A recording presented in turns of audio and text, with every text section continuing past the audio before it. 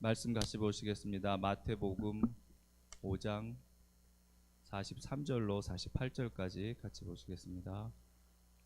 또 내 이웃을 사랑하고 내 원수를 미워하라 하였다는 것을 너희가 들었으니 나는 너희에게 이르노니 너희 원수를 사랑하며 너희를 박해하는 자를 위하여 기도하라. 이같이 한즉 하늘에 계신 너희 아버지의 아들이 되리니 이는 하나님이 그 해를 악인에게 선인에게 비추시며 비를 의로운 자와 불안한 자에게 내려주심이라. 너희가 너희를 사랑하는 자를 사랑하면 무슨 상이 있으리요? 세리도 이같이 아니하느냐? 또 너희가 너희 형제에게만 무난하면 남보다 더하는 것이 무엇이냐? 이방인들도 이같이 아니하느냐? 그러므로 하늘에 계신 너희 아버지의 온전하심과 같이 너희도 온전하라. 아멘. 마태복음 5장 43절로 48절까지의 말씀에 저희가 참 잘 아는 말씀이 있죠. 원수를 사랑하라 라고 하는 말씀이 있습니다. 사실 마태복음 이 5장을 저희가 처음 시작하면서 이 제자들에게 말씀하시는 것을 저희가 먼저 알면서 시작을 했죠. 예수님께서 계속 제자들에게 이 제자가 된다고 하는 것은 주님의 자녀가 되는 것인데 그 자녀들의 그 퀄리티가 어떠한 것인지에 대해서 그 복 있는 자들에 대해서 이야기하시면서 말씀하셨어요. 그러시면서 계속해서 이 율법의 완전성에 대해서 말씀하시고 그리고 지금 이 43절로 48절까지의 말씀을 통하여서 계속해서 사실은 5장서부터 이제 6장 주기도문 읽기까지 계속해서 이 잘못 해석되어지는 율법에 대해서 하나님께서 하나님이신 예수님께서 한 가지씩 제대로 정확한 해석을 해주시기 시작하시는 것입니다. 그 중에서 제일 하이라이트라고 생각되는 그 구절이 43절에서 48절까지의 말씀이에요. 근데 처음에 예수님께서 이렇게 말씀을 하셨죠. 또 내 이웃을 사랑하고 내 원수를 미워하라 하였다는 것을 너희가 들었으나, 그러니까 말씀에서 그렇게 이야기를 하고 있다고 이야기를 하신 게 아니라 너희가 누군가에게 듣기를. 근데 누군가에게 들었을까요? 랍비에게 들었겠죠. 랍비에게 너희가 이렇게 들었지. 그런데 그것을 마치 완전히 하나님의 율법이라고 받아들였었다라고 하는 것입니다. 그런데 사실 구약을 보게 되면 이웃을 사랑하라라는, 이웃의 내 몸과 같이 사랑하라라는 말씀은 있어도 내 원수를 미워하라라고 하는 말씀은 없어요. 그러니까 이 말씀을 해석하는 어느 순간인가 시대상에 의해서 그 말씀을 해석함이 완전히 바뀌어버렸다는 것을 우리가 알게 되는 것이죠. 그 당시에 랍비들의 생각을 한번 보게 되면 랍비들은 유대인들을 약속의 민족으로 생각하고 이웃이라고 생각했어요. 그러니까 하나님의 백성 유대인들은 이웃, 그러면은 원수는 누굴까요? 로마 사람들이겠죠. 왜냐하면 유대인들을 압제해서 괴롭히고 있으니까. 그리고 또 그 안에 이 질렛 열심당원들이 있었어요.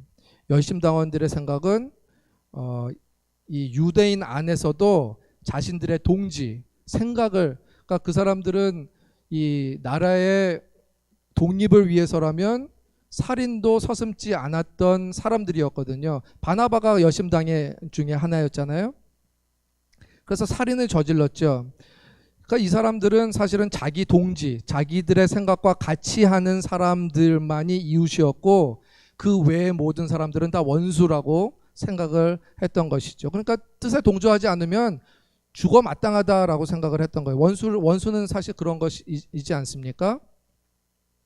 그런데 예수님께서 하나님은 그렇게 말씀하신 적이 없다라고 말씀을 하시는 거예요.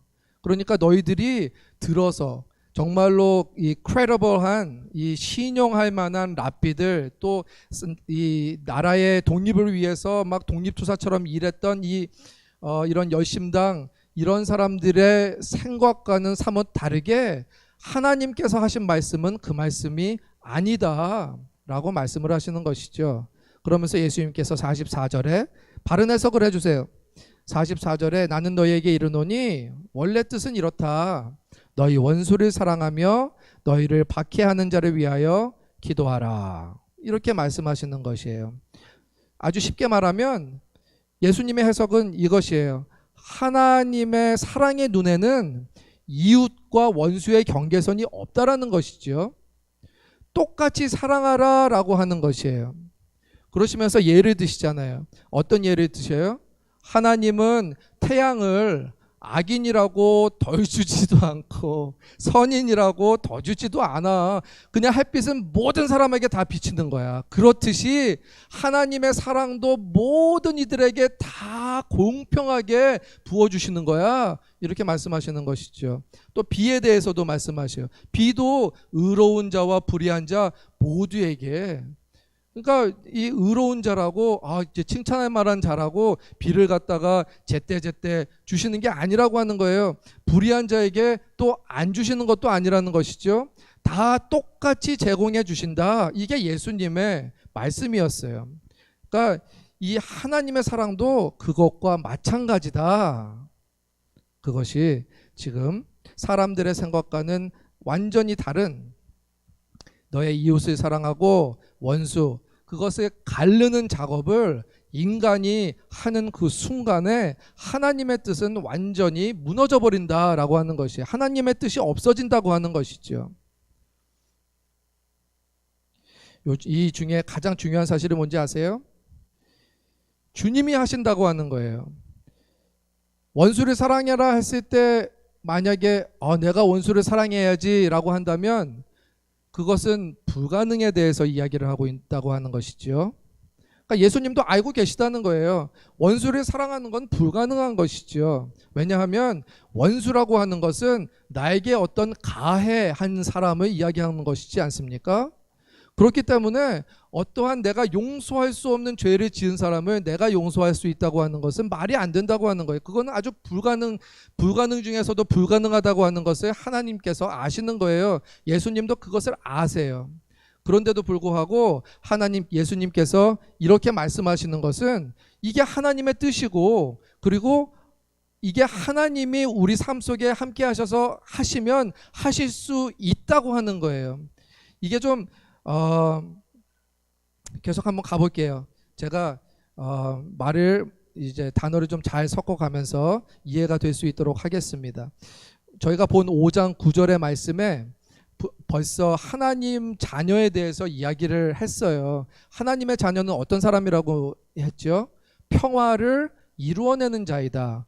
근데 평화를 이루어내는 자이다 전에 의인은 이렇게 얘기했어요. 그러니까 의인이 평화를 이루어내는 자이고 평화를 이루어내는 자는 하나님의 자녀다, 이 말이거든요. 그런데 의인도 한 명도 없고요. 그렇잖아요. 의인은 예수님 한 분밖에 안 계세요. 하나님 한 분밖에 안 계시다는 것이죠. 그리고 완전한 평화를 이뤄내신 분도 예수님밖에 없다고 하는 것이에요. 십자가에 달리셔서 완전한 이 평화를 샬롬을 이뤄내신 분은 예수님 혼자밖에 없다고 하는 것이죠. 그런데 사람을 정확하게 거기에서는 주님의 제자들, 복 있는 자들, 이 하나님의 자녀들이 의인이고 또한 또 그들은 평화를 이루어내려고 할 것이다, 이렇게 말을 하는 것이죠. 불가능한 것을 가능케 하신다는 거예요. 그렇기 때문에 제가 가장 중요한 사실이 우리가 하는 게 아니라 주님이 하시면 하실 수 있다라는 믿음이라는 것이죠. 만약에 그 주님이 하실 수 있다라고 하는 그 믿음이 없으면 맹신이 되는 거예요. 내가 원하는 것이 하나님이 원하는 것이라고 하는 아주 오해 중에 오해를 하면서 남을 상처 주면서 나도 상처받고 그리스도인이라도 그렇게 살아갈 수밖에 없는 것이죠. 그렇기 때문에 말씀을 이해하는 것이 얼마나 중요한지 몰라요. 내가 어떠한 상태에 있는 사람이라고 하는 것을 이해하는 그 순간에 하나님도 이해하게 된다라고 하는 것이죠. 45절 한번 보겠습니다. 45절에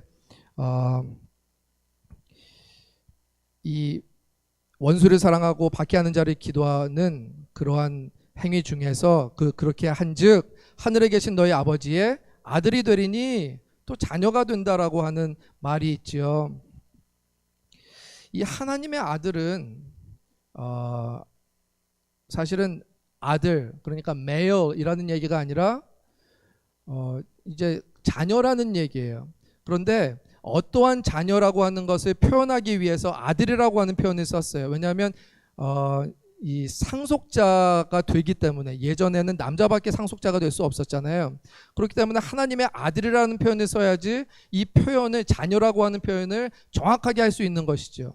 근데 이 하나님의 자녀는 누구든 동일하게 사랑하는 사람인데, 그런데 이 아들이란 표현의 의미 중에 두 가지가 있어요.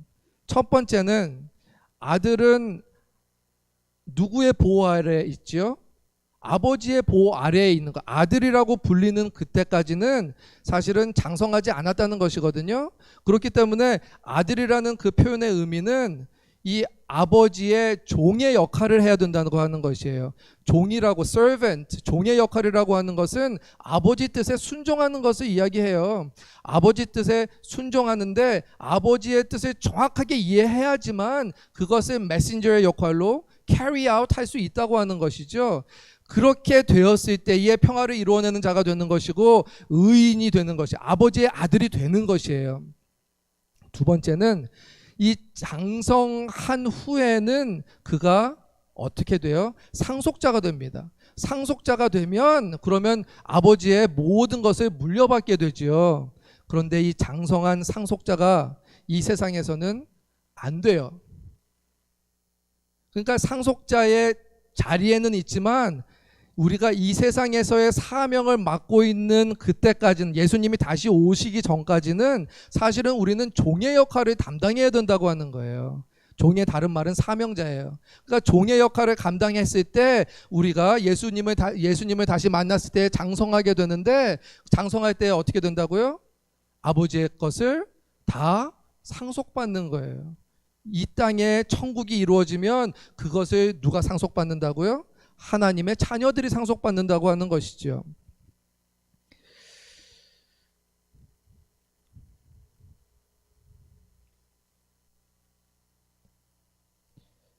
(44절에)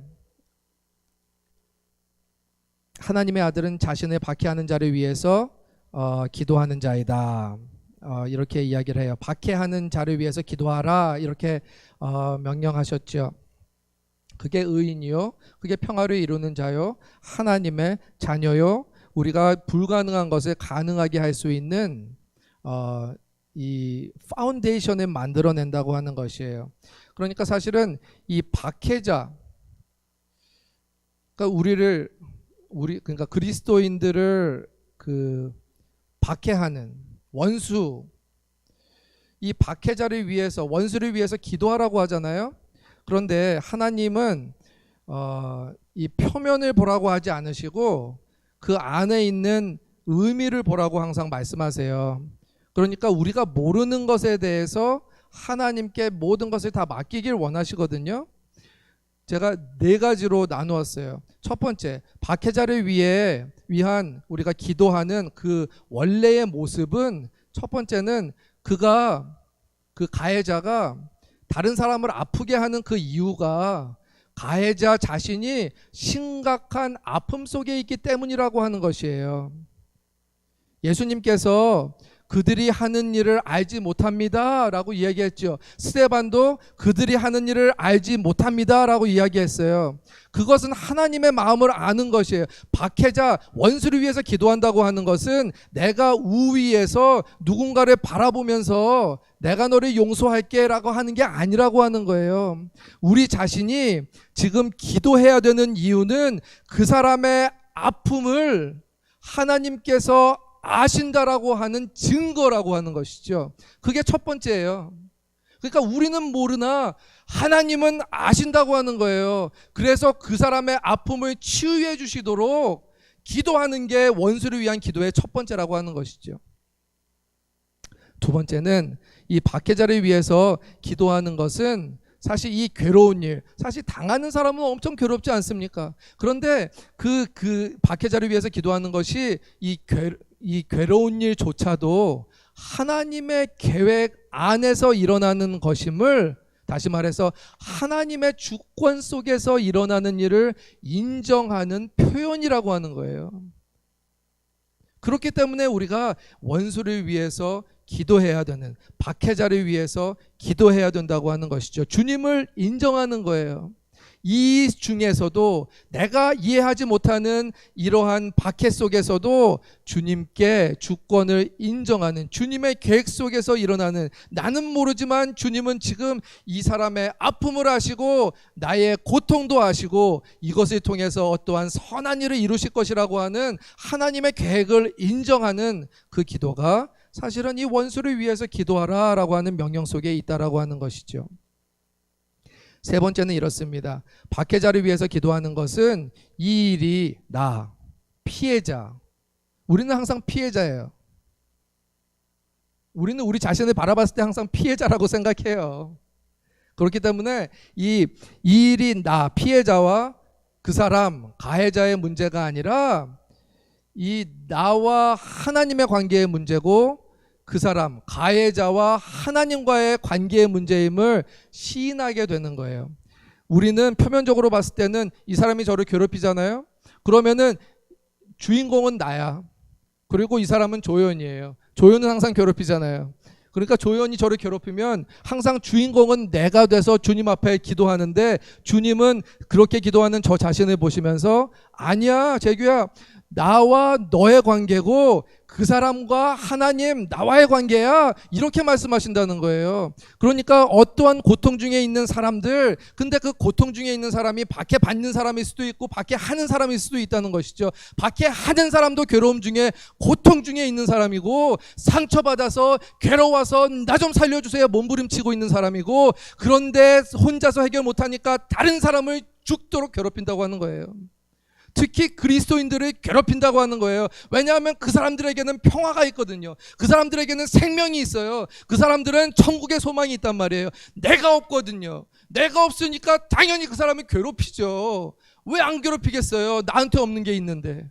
내가 얻으려고 아무리 노력해도 얻을 수 없는 게 이 사람한테는 있단 말이에요. 그러니까 죽도록 괴롭히죠. 그런데 하나님은 그것을 놔두신다고 하는 거예요. 박해하는 것을 놔두세요. 왜냐하면 믿는 자로 하여금 하나님을 드러내시기 위해서. 그렇기 때문에 언제나 제가 가해자를 생각하면 답이 안 나와요. 용서할 수도 없어요. 그런데요, 만약에 제가 당하는 사람이잖아요. 그런데 하나님께서 나만 봐 라고 말씀하시잖아요. 그러면 정말로 하나님만 바라보면 갑자기 뭐가 보이는 줄 아세요? 내 죄가 보여요. 하나님과 가까이 가면 내 죄가 보인다고요. 하나님께 가까이 가면 이 사람이 나한테 행한 죄가 먼저 보이는 게 아니라 하나님께 회개해야 되는 한낱 죄인의 모습이 내 자신에게 드러났을 때 하나님이 야 바로 그거야. 가난한 자는 복이 있나니. 이런다고 하시는 것이에요. 심령이 가난한 자가 바로 그거야.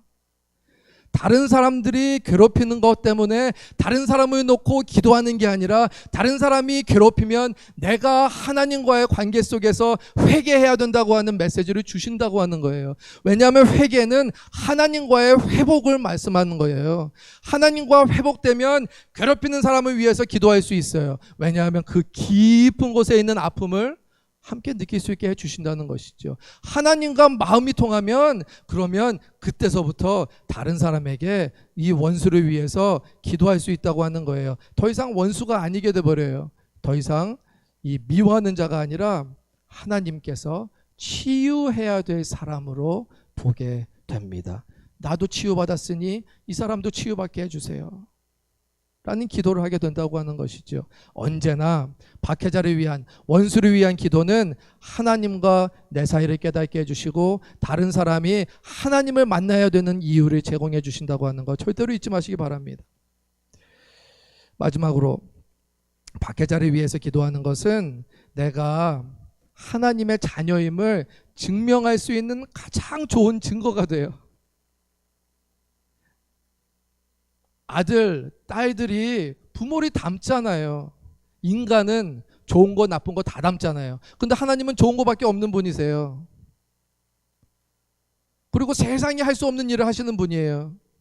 근데 우리가 하나님 아들, 딸들이라고 하나님 자녀라고 얘기하잖아요. 그런데 그 증거가 어디 있냐는 거예요. 증거가 원수를 위한 기도 속에 하나님께서 나를 보시면서 나 닮았네? 라고 말씀하신다는 거예요. 그게 바로 우리가 원수를 위해서 기도해야 되는 이유 중에 하나라는 것이죠. 주님이 생명을 살리시는 일을 나에게 맡기셨음을 인정하는 계기가 되는 것입니다. 46절 보겠습니다. 46절 너희가 너희를 사랑하는 자를 사랑하면 무슨 상이 있으리요? 세리도 이같이 아니하느냐.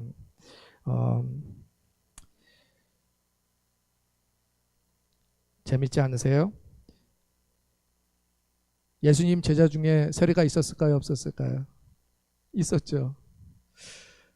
그 사람에다가 이렇게 눈 쳐다보시면서 하셨을 거 아니에요? 그렇죠. 세리도 그같이 하느니라.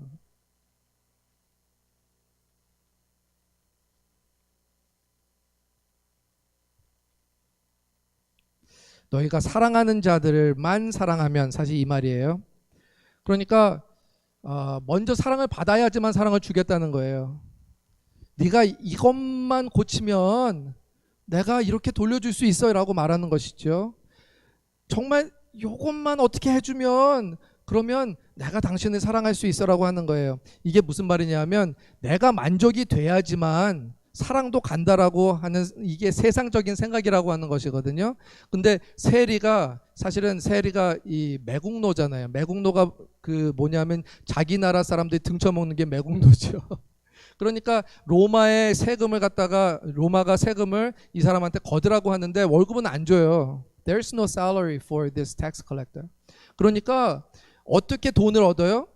그 인컴을 더 엑스트라로 가져가면서 사람들에게, 그러니까 이 텍스는 정말로 많은 돈을 냈었어야 됐는데 거기에다가 더해서 거두니까 도대체 어떻게 되겠어요? 그러니까 이 사람들이 정말로 원수처럼 생각하겠죠. 그런데 이 세리조차도 자기의 만족을 충족시켜주는 자들은 사랑할 줄 안다는 거예요. 그러니까 내가 잘 먹고 살 수 있도록 도와주는 사람들은 사랑할 수 있다라고 생각하는 게, 그게 바로 세상적인 생각이라고 하는 것이, 나에게 도움이 되면 그걸로 끝이야, 그렇게 생각한다는 것이죠. 그런데 이 앞에 세리가 있어요. 마태가 있어요. 근데 마태는 다 버리고 나왔어요. 하나님을 따라왔어요. 그러면은 이제는 누구의 만족을 위해서 사는 사람이 되었을까요? 하나님의 만족을 위해서 사는 사람이 된 것이라고 하는 것이죠. 그 마태 세리는 아마 가슴속에 그 말을 들으면서, 그래, 내가 하나님의 만족을 위해서 다 버린 것, 그걸 주님께서 예배로 봐주실 거야 라고 분명히 고백했을 거라고 하는 것입니다. 이것은 예배와 굉장한 직접적인 연관이 있어요.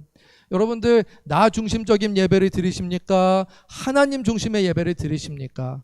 여기에서 답을 내야만 돼요. 나 중심의 예배는 사실은 이런 것이에요. 이때 시간을 맞춰서 공예배에 와서 손을 들고 노래하다가 갑자기 나를 터치하는 말씀이 있잖아요. 이건 하나님이 나에게 주시는 말씀이야 라고 하고 그것을 감사하면서 집으로 가는 사람은 나 중심의 예배를 드리는 사람이에요. 굉장히 momentary 하다는 거예요. 그 순간에만 하나님의 역사하심이 있으면 그걸로 끝이라고 하는 것이죠. 그러고서 하나님 믿는다고 그래요. 그런데 하나님 중심의 예배는 시간이 오래 걸려요. 아니, 계속해서 가야만 돼요. 하나님 중심의 예배는 하나님의 일을 하나님의 말씀대로 살아가다가 예배에 함께 와서 하나님이 좋아하시는 것이 무엇일까를 계속 고민하면서 살다가 주님 앞에 드리는 예배예요. 그러니까 사실은 이것은 너무나도 어렵죠. 내 욕심이 있으면 절대로 드릴 수 없는 것이 하나님 중심의 예배입니다. 나 중심의 예배는 지극히 세상적인 거예요. 하나님 중심의 예배는 지극히 성경적인 예배입니다. 47절 또 예수님께서 한 가지 예를 더 드시죠. 너희 형제에게만 무난하는, 그러니까 마음이 잘 맞는 친구에게만 친근하게 구는 거예요. 무난하는 것을 이제 그 샬롬 하면서 하잖아요. 그러니까 너에게 평화가 있을지어다 라면서 사실은 이 샬롬이라고 하는 게 하나님의 뜻이 이루어지는 것이거든요. 근데 마음이 잘 맞는 친구가 어떤 친구냐 하면 사실은 필요 중심의 친구예요. 그러니까 나에게 필요하기 때문에 그 사람을 사귄다는 것이죠. 나에게 마음이 잘 맞고요. 만약에 내가 스포츠를 좋아하면 스포츠를 좋아하는 친구를 사귀는 거예요.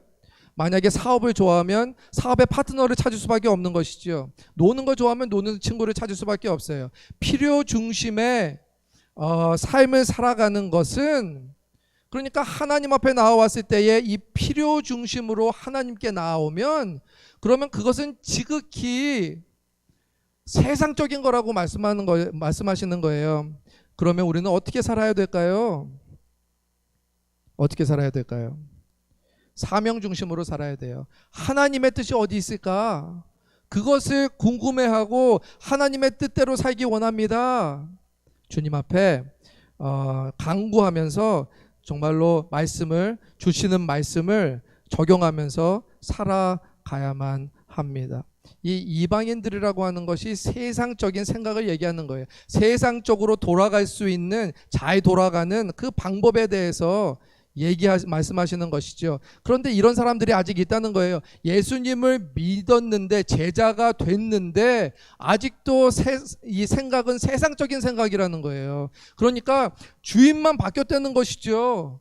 주인만 세상에서 예수님으로 바뀌었는데 예수님이 주인이신 건 맞는데 방식은 예수님의 방식이 아니라는 거예요. 만약에 그렇게 되면 심각한 문제가 생긴다는 것이죠. 모든 교회의 부패는 다 예수님을 주인으로 섬기지 않았기 때문이 아니라 세상을 섬기던 사람이 예수님을 섬기게 됐는데, 그런데 생각은 세상적인 생각이 아직도 그대로 남아있기 때문에 그렇게 된다는 거 하는 것이에요.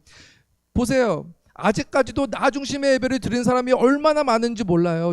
이 내 만족이 되면, 그렇기 때문에 아주 조심해야 되는 게 이러한 것이에요. 하나님이 나에게 베풀어 주신 것에 대해서만 찬양하면 어느샌가 모르게 주인공이 누가 돼버려요? 내가 돼버린다는 것이죠. 하나님께 영광을 돌리는 찬양을 더 많이 드려야 된다고 하는 거예요. 이것은 어떤 잣대입니다. 그러니까 그렇다고 하나님께 영광 돌리는 노래만 주구장창 계속 부른다고 하나님이 기뻐하시는 게 아니라 그 중심에 무엇이 있냐라고 하는 것이죠. 남보다 더하는 것이 무엇이냐? 그러니까 이 세상보다 더 나은 게 뭐냐? 예수님께서 그렇게 물어보시잖아요. extraordinary 하지 않다. 세상적인 것은 나를 닮은 게 아니다. 근데 주님의 자녀는 extraordinary 해야 된다. 이렇게 말씀하시는 거예요. 주님이 그러셨던 것처럼 우리 주님의 자녀들도 이 남보다 더하는 게 있어야 되는데, 그것은 바로 하나님 중심, 사명 중심,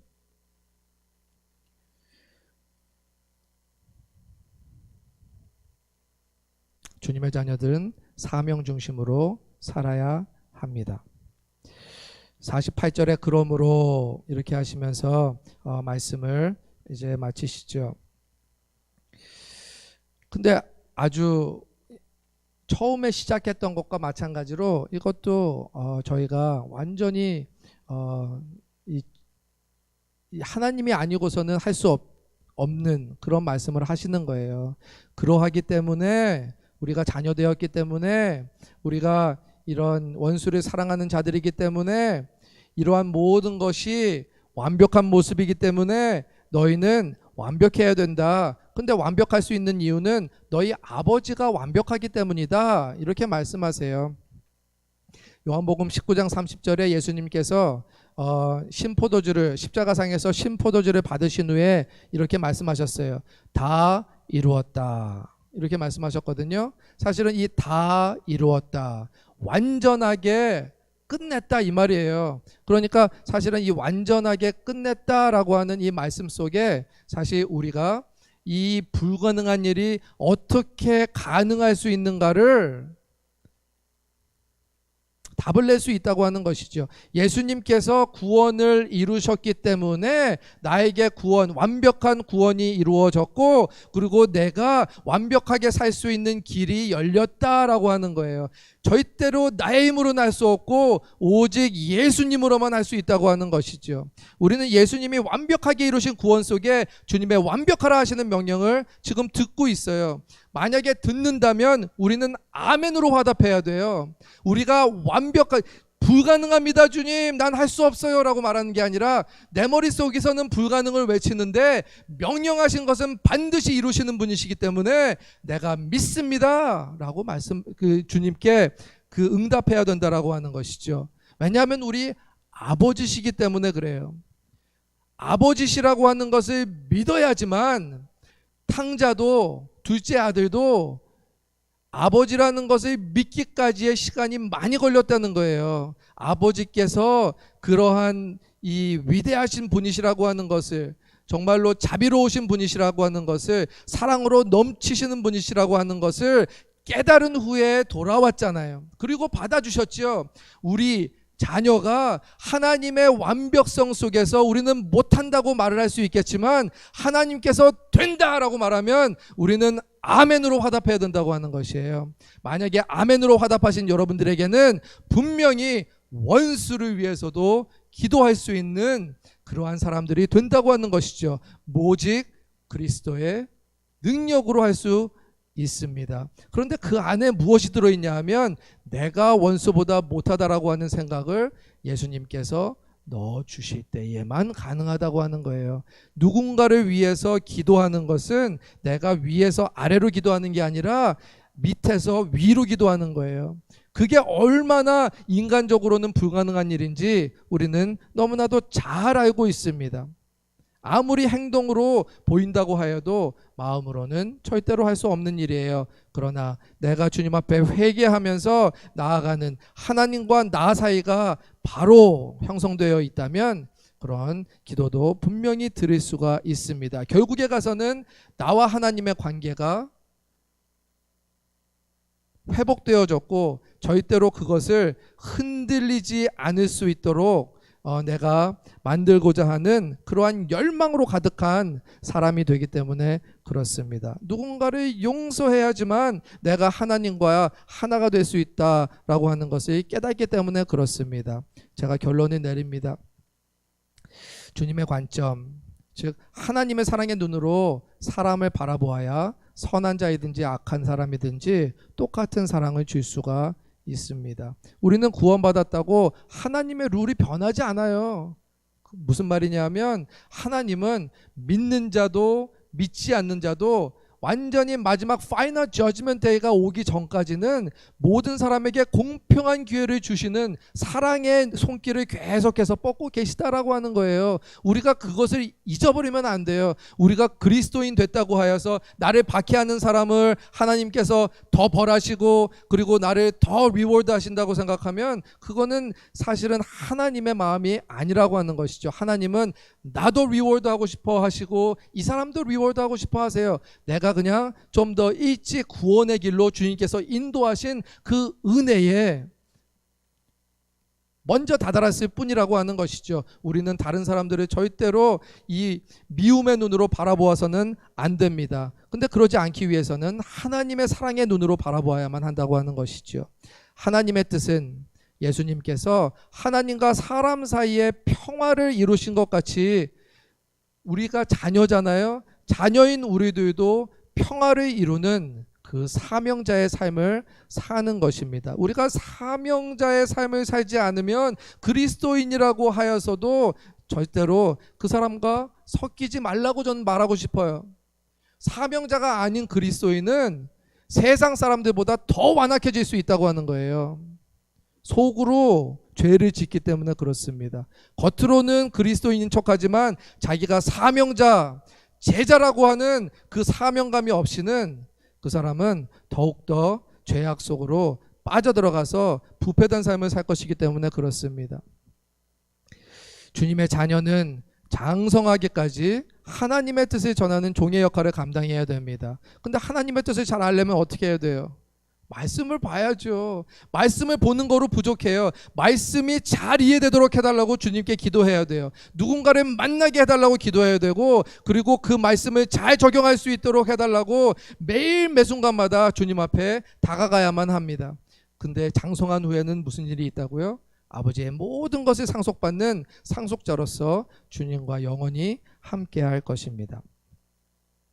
여러분들께 다시 한번 말씀드려요. 나 중심적인 생각에서 탈출하시기 바랍니다. 이제는 아버지 중심적인, 하나님 중심적인 생각으로 가득해야만 돼요. 나를 만족시키는 예배가 아니라 하나님 아버지가 만족해 하시는 예배를 드려야만 합니다. 피해자인 나와 가해자인 그 사람 사이의 문제가 아니라 나와 예수님, 그 사람과 예수님 사이의 관계 회복 속에 생명이 살아남을 절대로 잊어서는 안 되겠습니다. 마지막으로 필요 중심의 삶에서 벗어나서 사명 중심의 삶으로 매일 매 순간마다 살아가야 이 남보다 더하는 삶, extraordinary해질 수가 있어요. 사명을 다하는 삶이 곧 하나님의 뜻, 즉 샬롬을 이룰 수 있는 삶입니다. 우리 다 같이 기도하도록 하겠습니다. 역대하 7장 14절의 말씀 현대인의 성경으로 한번 같이 읽을게요. 시작.